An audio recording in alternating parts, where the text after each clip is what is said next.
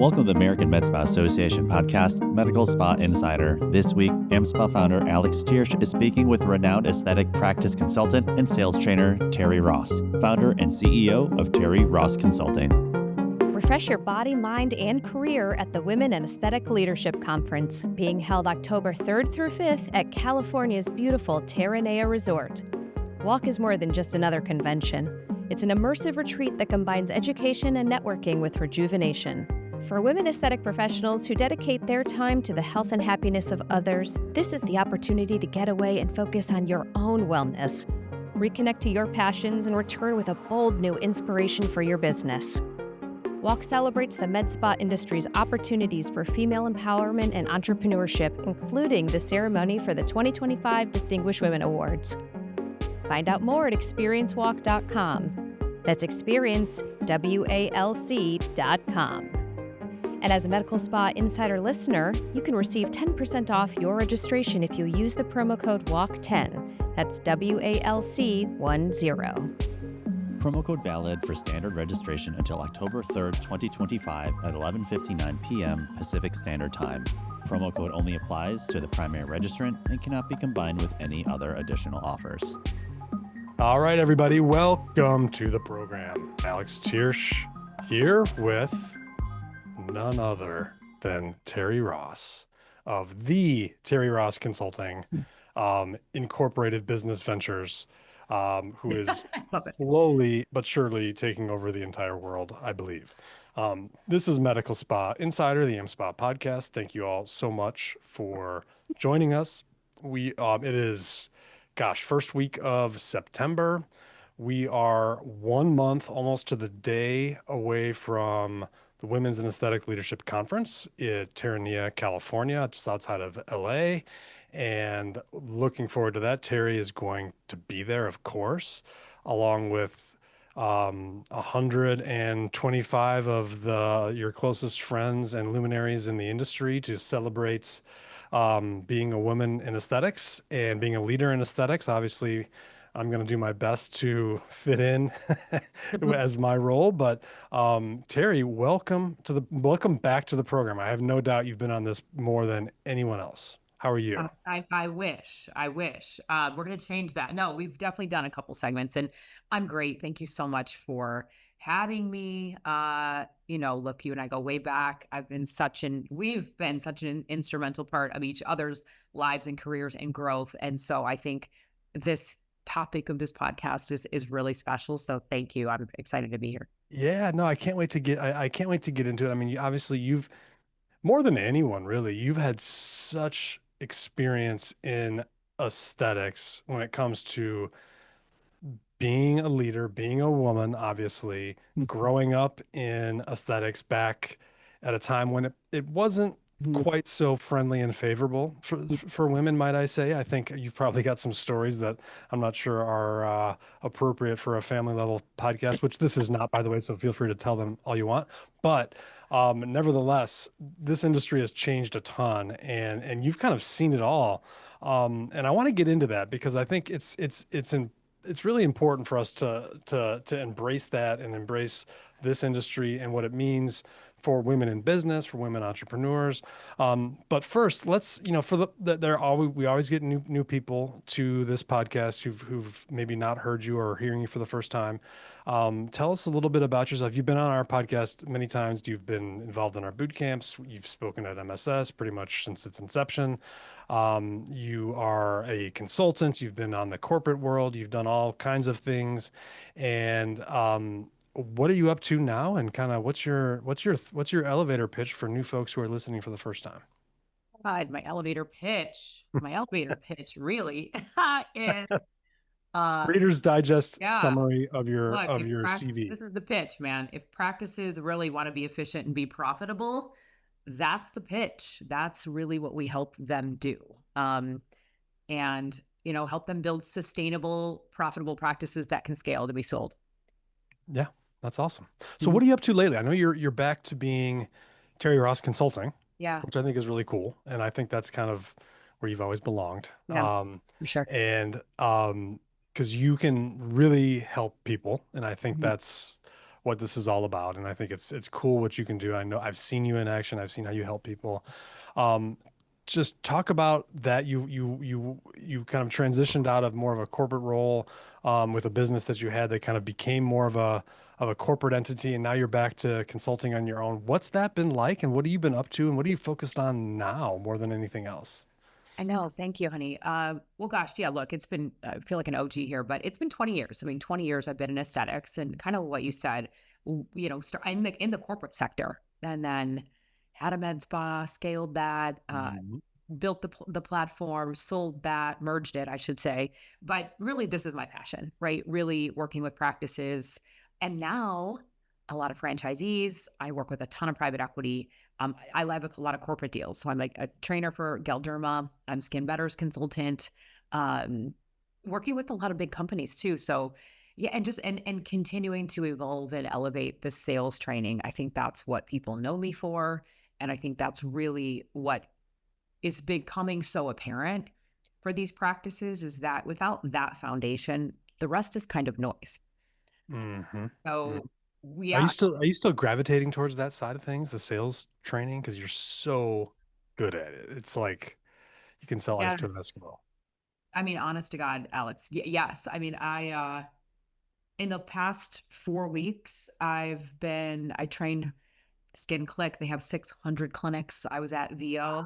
VO franchise. I was just with a Mhm. private equity group in Orlando, 150 people. So I have a wait list up until next year. It's been really That's the awesome. true foundation. So I'm doing it in person or virtually, and I'm kind of working on something exciting. Can't really say. So stay tuned for that. Well, that's all. That's cool. I mean, Yeah, well, now that's all I can think about. Uh, I know. but Hey, not but living, right? no, that's so cool. And it's, you've been through a ton, but let's first of all, thank you for agreeing to come to the Women's in Aesthetics Leadership Conference. It's a really cool event. I mean, it was created to bring, you know, women together in aesthetics.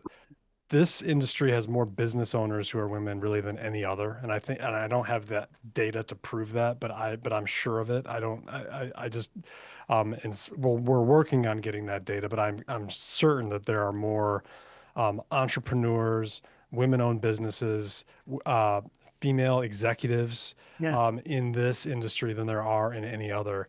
And at this conference, everyone is kind of coming together. So we have all of those folks that you're talking about from those big med spas, their leadership, who are almost entirely women, are coming. The leadership of a lot of the big corporate groups that support med spas, from pharmaceutical to energy device, a lot of Yeah. their leadership is also, they're also made up of women, and they're going to be there as well. It's going to be a really cool event. Everyone is it's meant to not just be, talking about, building a P&L and L and a marketing plan. It's meant to be more about, real world change and how to develop yourself. What do you actually you were at our last one in Yeah. Miami, which was fun to sit back and watch because, man, you guys know how to party too. That was crazy. What are you excited about for this one? What are you looking forward to other than it being in your backyard so you don't have to travel very far? Yes. First of all, right. The resort is incredible. So I always love that you put on a great venue. But I think to your point, one, it's phenomenal that AmSpa has even thought about bringing females together. It is such a female driven, dominated industry. But I think more importantly, coming together, sharing best practices. You always have great keynotes. Um, Talking about the leadership and the culture and the perseverance and the business, like running it like a CEO and the ability to bring, again, it's different at the boot camps or MSS. We're all pulled in different directions, but Hmm. having the empowerment and the support and the mentoring of all of us together in one place, I think is just very powerful. And Yeah, I just love that. learning from each other, I think is fantastic. Yeah, yeah.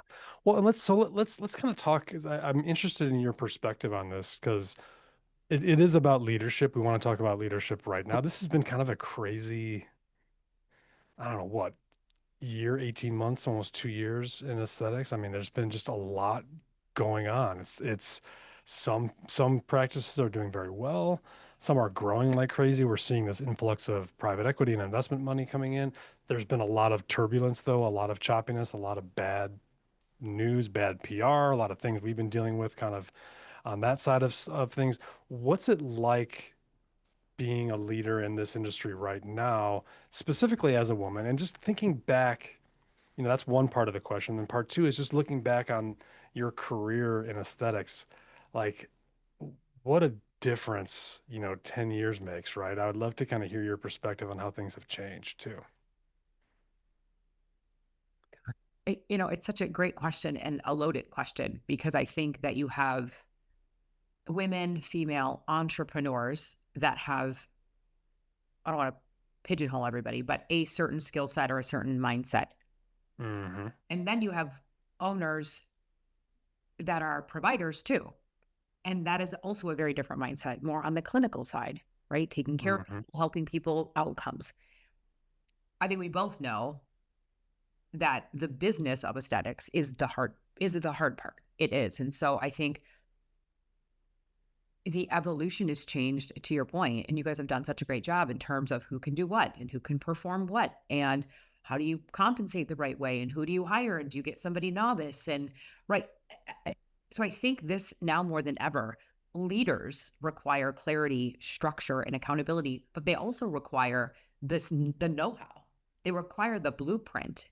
Like, I use this analogy, and I was like, look, you think about Tiger Woods or Serena Williams and Tom Brady, any athlete, right? Mm-hmm. Every athlete has a coach for a reason, right? They didn't get to be that good. Seth Curry throwing 500 free throws before every game.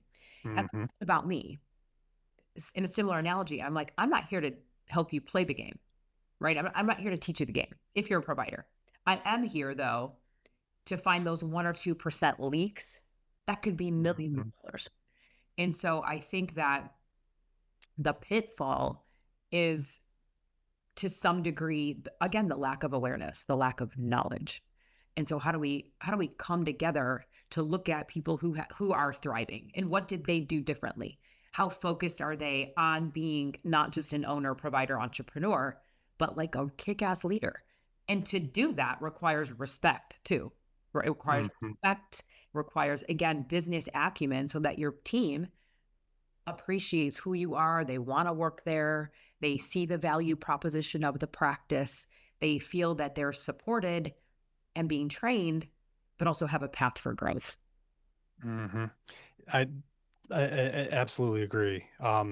Is there, and I want to, obviously this is not a question for me to answer, but have you noticed, is there a difference with the way that, like when you train entrepreneurs who are male versus female, the way that do you notice a difference in kind of the way that they operate, specifically in aesthetics? Like, in general, you hear stories about how people are treated differently, but in aesthetics, the business is dominated mostly by women, kind of on all sides. Not entirely, but there's Yeah. I'm just curious, like, what's that like? It's kind of a different dynamic. And I think one thing that I've noticed, you mentioned you do a lot of training for from private equity and some of the bigger companies. What I've noticed is a lot of folks coming into the industry, it takes them a good minute to get it before they start understanding what the industry is all about, because they think it's just like everything else, and it's so different. And a lot of that is because I think it is entirely dominated by women entrepreneurs. And it's not the only reason, but that's one of the Yeah. reasons. What do you think? Well, to answer your first question, is it different between men and women? And even though we're talking about like the aesthetic space, I mean, obviously there's, plastic surgeons with med spas, right? Right. Yeah. Women, female. I'm going to say no, there's not really a difference, because I'm teaching a framework and a proven like methodology. So if you do it, you're going to be successful. I think the harder part, or not even harder part, well, the breaking through the ceiling is that it's changing the mindset that I'm a provider and I don't want to sell, or I don't want to sound salesy, and I don't want to push them, and I don't want to do this or that. Well, I always use the word, that is your own kind of sort of shit to deal with, right? Because if you feel Yeah. that way, then it is going to feel salesy. And I always Yeah. challenge the status quo. And I'm like, why did you become a provider in the first place? Yeah. Let them answer. And the answer is always the same, right? They want to make people happy and provide good outcomes. So that same diagnosis requires education. And Mhm. educating means an entire treatment plan. So I think that's where I either see the shift that more people are recognizing this is a business. This isn't just like get a brick and mortar and, hire a marketing company and the people are going to come. It's hard. Mhm. It is growing exponentially. Like you said, consolidation's happening. A lot of non-cores are coming in the space. I mean, it is a mess. I mean, it's a good mess, but it's Mhm. becoming very different than what it was. Yeah, I think that's right. I think that's right. I always say that too. It's more about the industry itself and how what the Yeah. industry has its own kind of personality, its own characteristics. Um, it's interesting though, because like it is an industry that is dominated by women, and I think that's special for it in its own right, and it's cool and it should be celebrated. But it's also the fact that you're answering that kind of means it's becoming more normal, at least for us. And that's cool, right? Yeah. Yeah. That's I think that's cool. That's how it should be. I love it. So what looking back, and I'm just curious, 'cause I want to tug at this thread a little bit. Mhm. Looking back, because you started in sales back with some of the bigger companies back in the day. Um, and so this was, I mean, you just turned 35, so this was back when you were like in your teens. Exactly. Um, It, like it's you're amazing. what was it like? Because I remember back in the early 2000s when first got into, and this is mostly in plastic surgery Yeah. and derm, which was kind of plastic surgery was really dominating this side of things. What was it? Mhm. What was it? Um, what was it like to be a female salesperson, or in that corporate structure back Mm. then? And how have you seen it change to now, if at all? Yeah. No, I love the question. And for those of you that know me and have followed me and support me, you guys all know what you see is what you get. So I don't sugarcoat shit. I I've been in medical corporate for 16 years. So I start out of college, right? So I worked for Ethicon and know in a bunch of different therapeutic areas. I got into aesthetics in 2007. I was the sales director for Medicis, which is now Mhm. launching Dysport, Perlane at the time, Restylane. I'm sharing this story because I'm sure there's a lot of young and up and coming women maybe listening to this podcast wanting to get into the space, or whoever you are, right, listening. And Right. it was a bitch. I'm so grateful. It was a male dominated organization at the time, and I was the second female director hired ever. And That's crazy. I know. And I had the Beverly Hills territory, Beverly Hills to Orange County to Santa Barbara, which is literally the Mecca. You talk Yep. about the Mecca of aesthetics and plastic All surgery. things aesthetics. Yep. At the time, that region, ironically, was ranked 10 of 10, like at the bottom. Really? Mhm.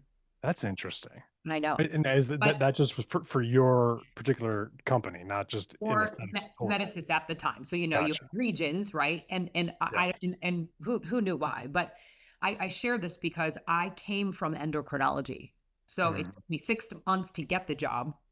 I never thought I'd get it because I'm like, well, I don't have aesthetics experience, but I had hardcore results. Anyway, I say it because I remember going to the first uh sales the annual meeting that the company had. Hmm. It was Yep. in Cabo. And the team that I had was all men and 2 girls. Hmm. And this is what someone said: "Is that your boss, the hot blonde with the boobs?" And it, I know you I'm gonna laugh, laugh. but I'm like, chuckling not because it's funny, just yeah, it's jaw dropping. no, it is. And Kind of hard to believe. so, but I love that you asked the question because as it relates to aesthetics and how we look and how we're judged and appearance.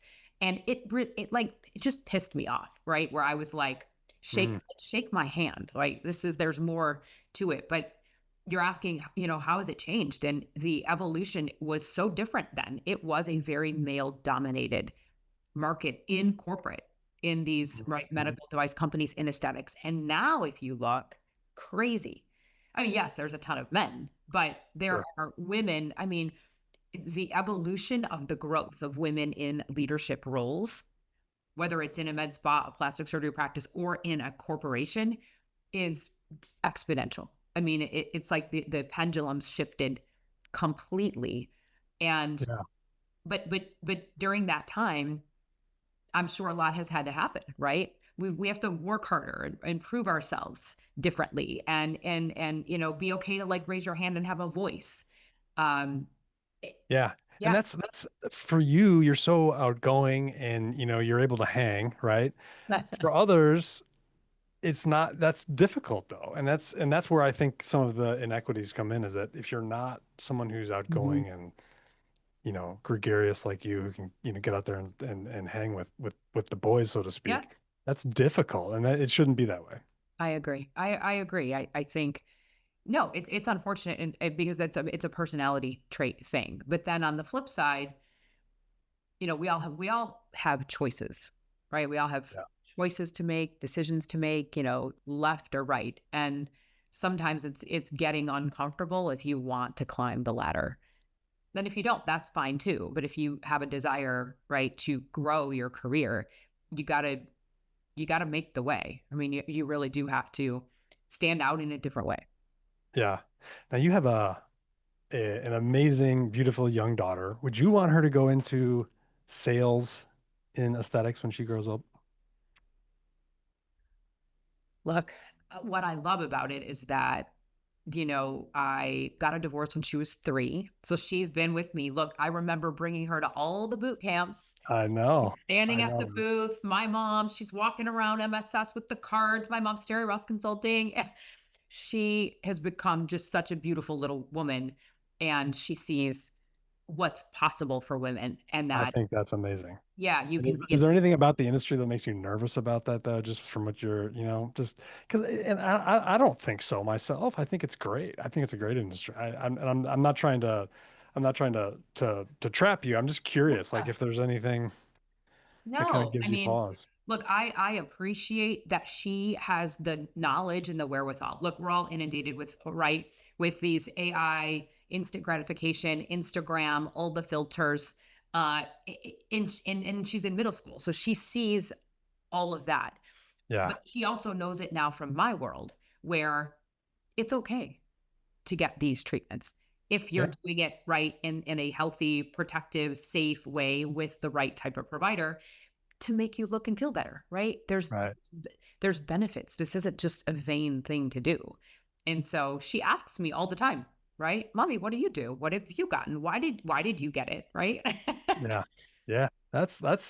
I mean, that's cool that you're talking to her. I mean, that's brave too. I mean, that's interesting.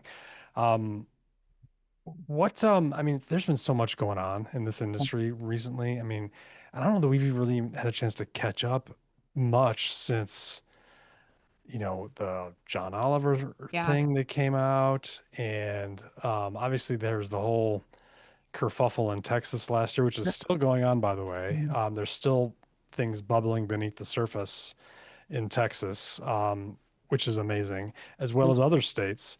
What's your kind of thoughts on it? I'd love your perspective on kind of as you sit back and watch, because you've had the experience from the plastic surgery side, from the device side. Mhm. You've always been somebody, huge kudos to you on this. When we started talking about, you know, the law and the right way to be doing things from a provider standpoint, what the scopes and responsibilities of nurses versus estheticians and who needed to be on. You were always 100% on board with us because you had kind of lived in that space, which Mhm. was really cool, because then we've had others that that questioned us. Yeah. I'm curious, where do you see all this going? What are your thoughts on all this that's been happening? Because I've seen you commented on it a few times. You've had some podcasts yourself on it. What are you thinking? I mean, look, and I do feel fortunate that when I transitioned from corporate to the med spa in Beverly Hills, and this is where you Mhm. and I started our, I remember again sitting in one of your very first boot camps in Los Angeles, in it, That's right? crazy. In a Yeah. small little room so that I could learn. But as, well, one, just it, like the way I fundamentally operate is just with a level of integrity. And now that I've got a chance to see almost consulting for, you know, shit, 16 plus years, Hmm. see the good, the bad, the ugly. And I've traveled the world now, whether it's in South Africa or other countries too. And I have a huge problem with it. I mean, I really do. I have a huge issue with it. And I know, you know, firms like yours and law firms, you know, I'm part of a task force. I think we talked about that as Yeah. well, that I think you're involved with, and, you know, in Quad A. And we just got to do the right thing. We just have to do the right thing. And it's really hard for me, even when clients, Alex will fill out a discovery form to talk to me. Hmm. I mean, look, I try to do my best to navigate, like, are they part of AMSPA? Are they compliant? Like, who can do what? Do they have an attorney? But I don't know. I don't know if that it's, you know, so Yeah. trying to do lipo in the thing. I don't know. Right. And Yeah. I have found out, and I've had to let clients go. So I think it's really sad on one hand that Yeah. that they're that it's taking so long to get these laws enforced, and it's not meant to be penalizing people, right? We don't want to do Yeah. that. I get it. But when you start to see the John Oliver and what's happening in Texas and the people dying, it is, I don't even know. It's like, you know, you just get really shaken up by this. And it's unfortunate because the consumer sitting at home right now, Googling something, they don't know. They Right. don't understand. They see MD or provider, and that's what they think is the right thing without the Yeah. knowledge of what this stuff Yeah. do, and the repercussions for to go to somebody who's not reputable. Yeah. No, it's true. It's been a struggle for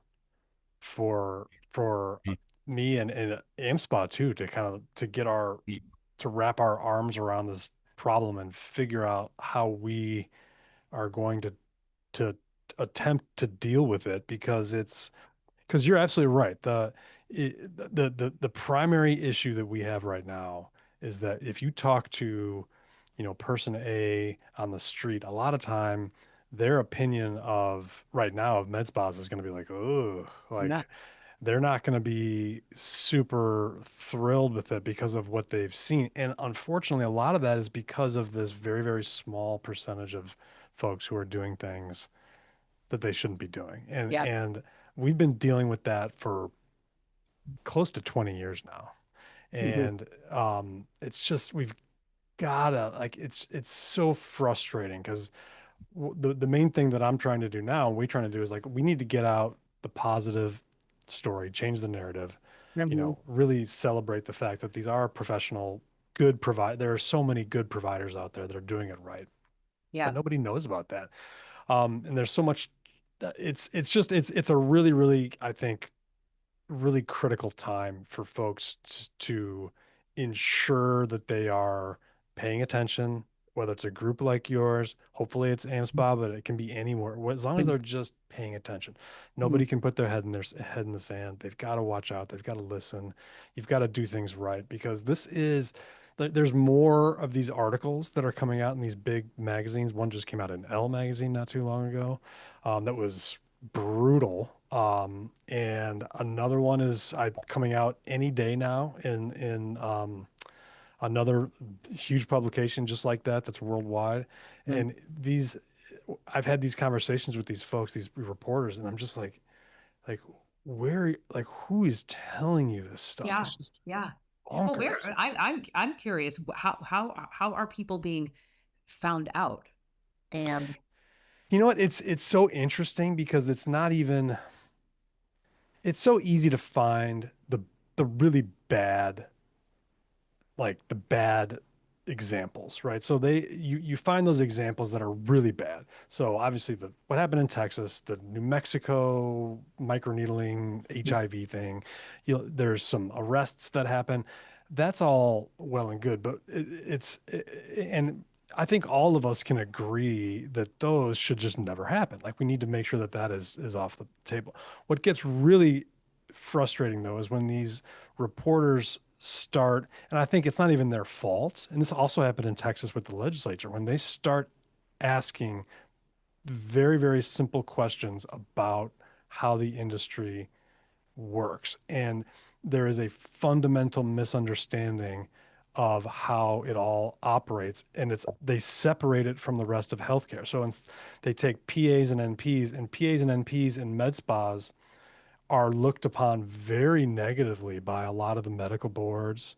And the medical boards don't want NPs and PAs operating with any type of independence within medical spas, even though they can in other areas. And for whatever reason, that's being picked up on.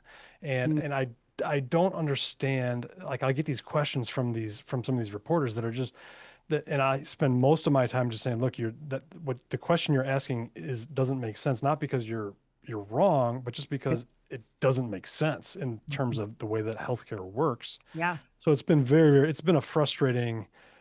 Honestly, we have to switch we have to go more on the offensive and just start talking more, just get our own message out there. I think Yeah, because I agree. it's been tough to defend these things because the questions we're getting are asinine.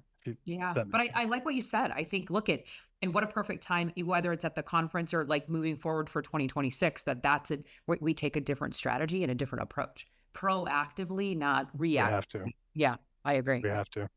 Yeah. So you're you're going to be on a panel, Yeah. culture, capability, and change, the people puzzle. I mean, who better to talk about the people puzzle than Terri Ross?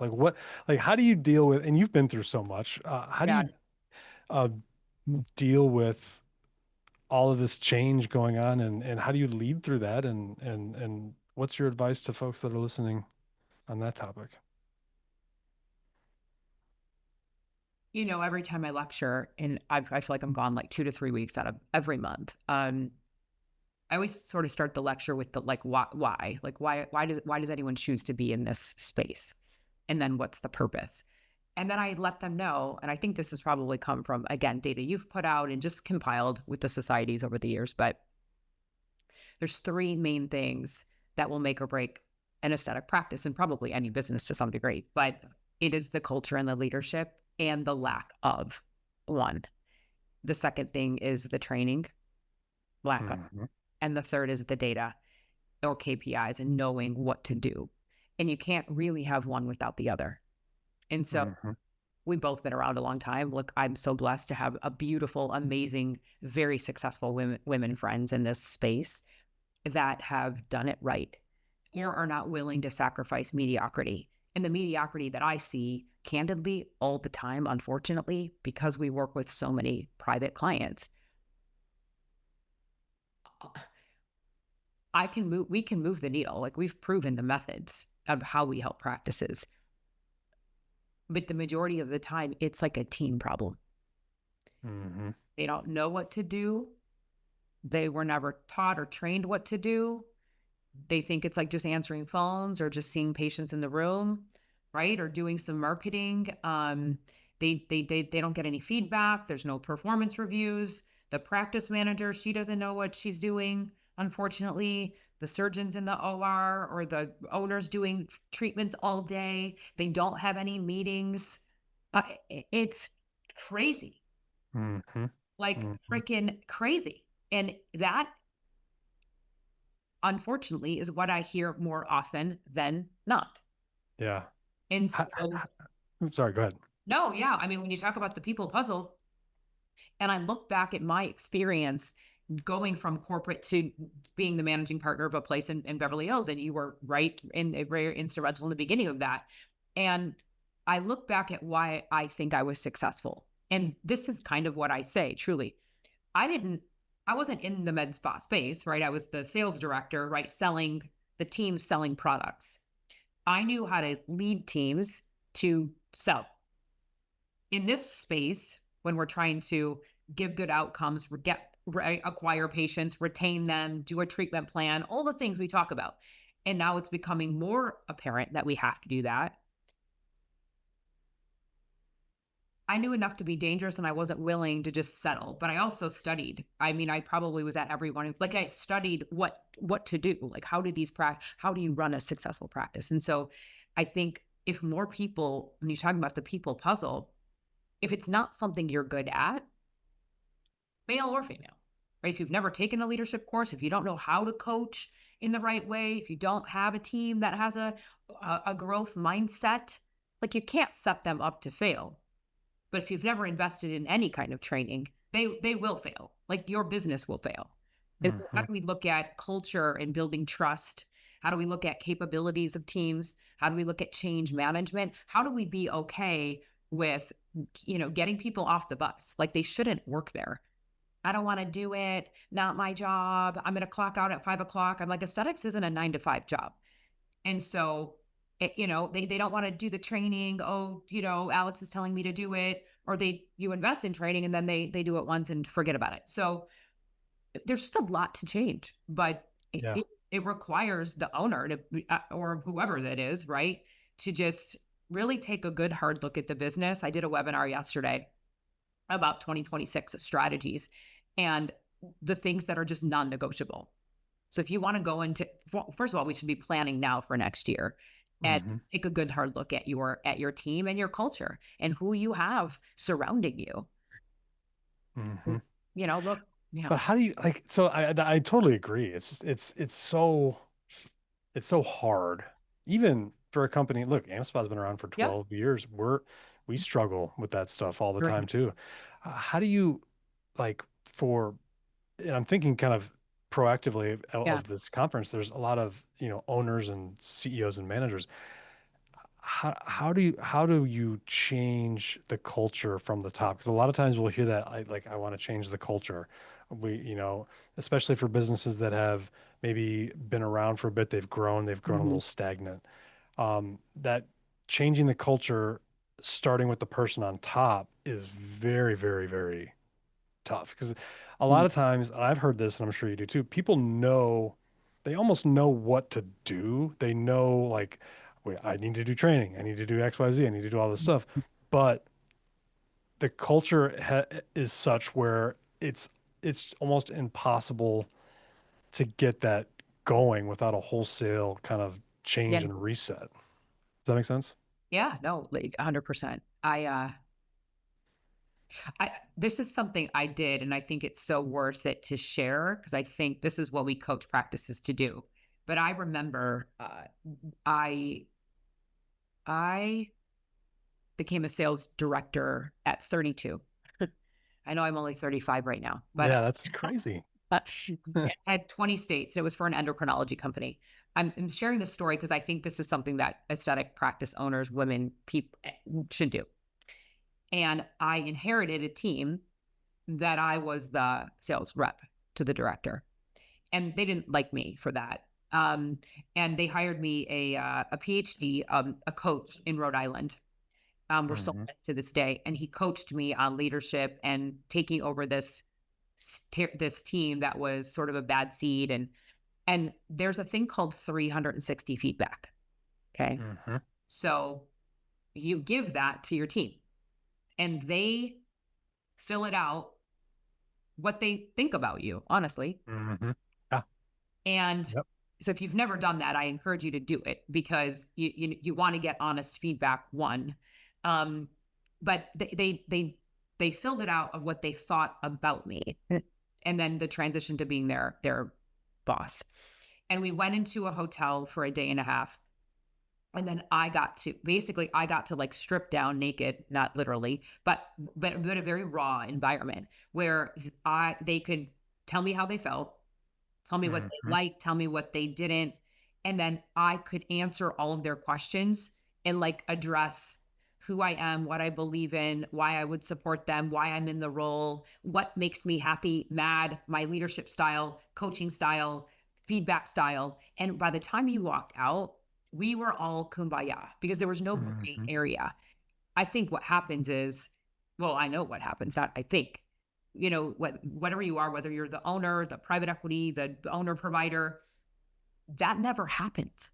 Mm-hmm. People are working inside these practices and they don't even know they don't even know the leader. They don't know anything about them. They don't talk about styles. They don't talk about expectations. They don't talk about what motivates you. How do you like to receive feedback? How do you like to learn? What makes you happy? What's your growth potential? Let's just have conversations. Yeah. And I think when people are in this stuck mode, because half of our coaching has to start with that in the beginning before I can help you train or improve your revenue. I can't, because you're not going to believe what I have to say. We go back to the basics in the beginning and say, have you ever done a 360? Have they filled out a performance review? Do you make them fill it out on their own? Do you do a SWOT analysis that is confidential so they can be honest? And then go have this raw, real conversation and be like, look, new sheriff in town, sorry the way we've been doing things, but moving forward, I don't want to do that this way anymore. And you give people an opportunity to shine and express in a safe space, and or decide, is this the right environment for you? And if it's not, that's okay too. Yeah. And you mentioned that before. I think let's how do you, like, you said sometimes people just aren't the right fit for the bus, and I think that's absolutely correct, and it's kind of a difficult thing to face. How do you approach um that aspect? Because sometimes the change is needed. Yeah. How do you do that nowadays? Like, in this environment, which I don't even know how to describe this environment right now. I mean, who knows what it's like, but Yeah. still, how do you approach that aspect when you have to, number one, like, how do you determine whether or not somebody is in the right seat on that? And number two, what's the timeline and how long do you kind of give someone to adjust? And then how do you approach when you do have to let somebody go? Yeah. Well, I think a lot of businesses right now I know that they don't understand either, again, that coaching leadership, right, style or what it should be. And then they also don't know the business fundamentals, whether it's business acumen, financial literacy. They don't. And I'm saying it because, one, people don't even the businesses that are doing 10, 12 million are still tell me, Terri, I had no idea these KPIs. I didn't even know what it is. We don't measure it. We're just successful in our own right. But so I hope I'm answering. It's a little bit long-winded, but when you start to look at the data and say, okay, my front desk conversions, my provider productivity or revenue per hour, when you start to look at the data and know it, then you can say, God, Nurse Mary has been with me for a long time and she's, complacent or stuck in her own way, or she's busy, but yet if I look at the numbers, she's not pulling in what she needs to. Then there's no feelings involved. It's not a feelings issue. It is a fact. Right. Okay. The data is the fact. And then it can be, I think, an open conversation. And I think where people either start fighting or it turns into something negative is that we're just saying, well, he or she's not doing her job, right? Or my expectations are this, but yet they're like, well, you never trained me. I didn't even know what my expectations were. So we have to take a little bit of a pause, I think, first and say, what kind of business do you have, right? In terms of your value proposition. And it seems silly, the vision, mission, values, and it's not meant to be like stuck on the back lunch wall. But if somebody asked you, why do you work at ABC Aesthetics? Can you articulate it in that 3-minute elevator pitch? Why do you work for Dr. Alex or, NP Alex? Well, they need to be able to say it. So what is the personality traits that you want in your company? One. Two, do you understand the data of your company and then use the data to go back and go have these conversations? Because it then is the only way. And I'm a big believer, my team knows, I'm like, just shut up. Everybody talks too much. Ask questions, right? Ask questions to your team. Why do you want to, right? Why do you want to work here? What motivates you? What do you think that your job is? Do you understand your KPIs? Do you understand your revenue per hour? I mean, half of the time they say, I don't know. I don't even know. And so and they're afraid to ask, or they just don't know to ask. Yeah. And so I don't know if that's the right answer. I'm sure there's a million ways to skin the cat, but that's how I would do it, because then it's like, well, listen, shame on me then if I'm the owner leader, right? To not have provided this information or training to you. And then two, it's an opportunity to say, great, Alex, you're not meeting expectations, but I also Right. didn't teach you and train you of what they need to be. Let me show you how to improve your revenue per hour, whatever that is. Like, give somebody the opportunity, and their true colors will come out. They either will Yeah. rise to the occasion and believe in the philosophy and the growth of the organization, or they won't. And Yeah. if they can't, they shouldn't be there, because this is not a hospital job when you can just, this is cash Yeah. medicine. It's a different beast. Yeah. I think that's great advice. I love it. Um, what are you like, what are you excited for about the future? You think about, someone comes in and says, "Hey, Terry, what's going to happen in aesthetics in the next year to 2 years? What do you think's going to happen?" I don't know. I mean, I would rather ask you that. It's crazy. I mean, all this AI and Uh-huh. Boston AI and booking the thing, and this whole right peptide wave of taking over. People are like unrecognizable, for God's sake. I mean, I don't know. Like, Yeah. Yeah. what I don't know. What do you think? Because I don't know. I'm not, this isn't even, I'm AI generated right now. It's not even me. no, well, you're probably more on the forefront of that than me. Even with all of it, though, like the laws, the people, the who can do it, and the procedures, and it, and I truly ask it too for what you do, but it's becoming so commoditized. Holy shit! How do you sustain yourself? Yeah, I mean, I think um there's still a lot of juice to squeeze out there, Yeah, So it is. There's certainly, when you look at the industry now and all of the platforms that have been developed by private equity groups and yeah, roll-ups and all that, there's so much of that, but still, there's still very much, there's still a ton of folks who are going to small med spas that are one and two, you know, location. Most are just one location yeah, still. yeah, And absolutely. so there's still a lot of that out there. I think it's tough to sometimes we lose that because we're exposed to all these big brands and we see how big they are and what kind of money they're spending and how Mhm. much they're making and how fast they're growing and who they're acquiring. You know, And so you kind of think, oh wow, they must be taking over. But there's a lot of them that are also closing locations. There's a lot of them that yeah, are shutting down. And so it's I don't know, it's a really interesting time because I don't know either. I think there's a the industry has to kind of, it has to take the bull by the horns and yeah, define itself here in the next yeah, couple years because it's all of this change is coming. There are going to be regulatory changes. There are going to be some really, really tough battles in some states over things that could drastically change the landscape for what providers can do in particular states.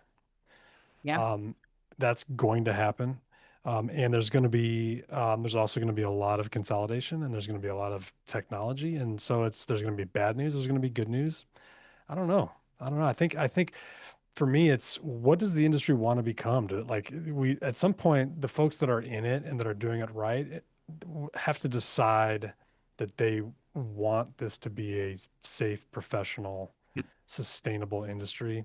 Because the other day, I just got an email from someone saying, love what we're doing. This is all great, but what do we do about XYZ med spa down the street who is Yeah. blatantly and obviously operating Yeah. illegally without any supervision? I told the nursing board, told the medical board, nobody seems to care. There's nothing I can do. What do we do? What do And you say? Seriously, what do you say to that? Because I get asked that too. it's incredibly difficult. And I think a lot of that is right now, it's just what we need to do is um, first of all, we all need to come together because I think the if we can form whether it's, whether it's a formal industry group or a society, it doesn't really matter. Mhm. Like, but of the good folks who are doing it right, that will ultimately win out. So if Yeah. because there's more of us than there are of them, I know it. And so there's just that, but we've got to all come together. We've got to be part of, again, whether it's AmSpa or another group, I don't care, but we've got to pay attention. We've got to be part of something. We have to support Yeah. positive regulation, positive news. We have to follow the law, like do things the right way, Mhm. and report people who don't. It's going to be tough because there's not really a lot we can do right now because Mhm. a lot of the states don't care or have the resources to care. And Yeah. so we're kind of like fighting a battle on our own, and it's frustrating, but I think we can do it. We just have to keep pushing our own message and set the agenda ourselves, like you said. Yeah. Yeah. Agree.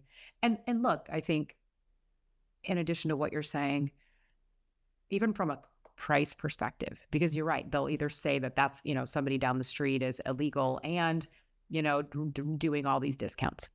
Yeah. Everybody knows how I feel about that. Yeah. Yeah. Like, look, you can't be worrying about the Joneses down the street, and you have to do it better, smarter, wiser, and people will pay, right? Yeah. I They say will. first class is always full. People will pay for what they believe in to get the value, and just be clear with who you are and your background and your expertise and your training and what what you portray out in the world. Yeah. No, I think that's right. I think, I think we need to it's high time that we put some pressure on industry Yeah, too, I 100%. because they play a huge role in this as well. And I think, this is not, I don't blame them. I don't think anything is intentional, but if you're training whoever comes in the door and you're selling product to Yeah. whoever wants it, Yeah. that's Listen, part of the problem. So we've got to get everybody on the same page there, yeah. because that's not helping. And so it's got to be a Yeah, collective effort. I couldn't agree. Um, and so that's a problem too that has to be addressed. It's not a problem. It just needs to be a shift in Yeah, focus. absolutely. But Absolutely. well, I mean, I don't know. I've had this whole list of questions. I'm not sure I got to them, but this has been fun nevertheless. Talk for I hours. mean, We always do. I think we unpacked a lot, and from a very authentic, honest, always. place. And I know people are going to find it very valuable, and hopefully we'll get to see everybody in a Yeah. super. First weekend of October, Yeah. Terranea. Yeah. Where so are you at your Terri Ross Consulting now? That's Yes. your handle. Yes. That's my Okay. handle, honey. Everybody, yes. Terri Ross Consulting's my DM, my website, all the things. Awesome. Awesome.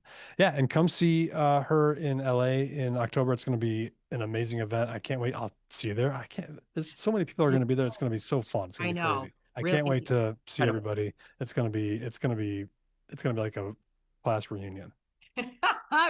Right? Girls just want to have fun party. That's what it's going to be. Yeah. Right? Oh, Yeah. you're going to stand out. No, this was so great. Thank you so much for having me on a topic that I'm really passionate about, and for Awesome. listening. Can't wait to see you, beautiful ladies, in a month. Thanks so much, Terry. Appreciate it. Take care.